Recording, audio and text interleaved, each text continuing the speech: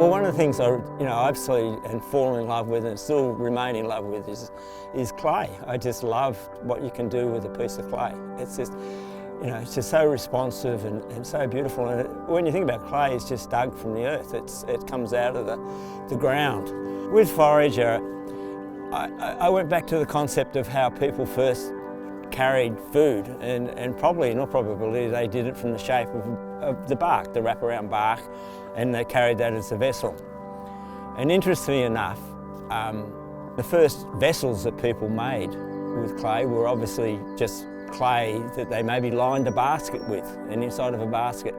And then by accident discovered that if that basket was left by the fireplace and got hot and burnt, then the clay hardened and it became a vessel that they could use for food and carry.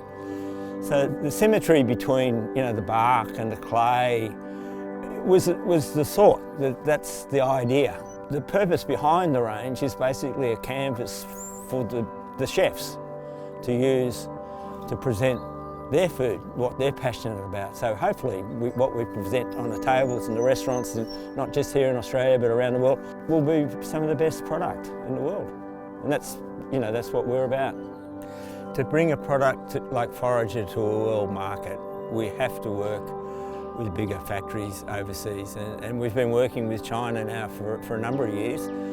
I go in with Forager. I've worked very hard to find a like-minded factory that is prepared to challenge themselves with these firings. Reduction firings is very hard, and I've got a great relationship with some people now, family in China that have a factory. It's really part of the process. They love making ceramics, and so do I. And that's what we're about. That's what my family's about. That's what I'm about. I'm a potter. That's what I do. I've been mixing clay for a long time.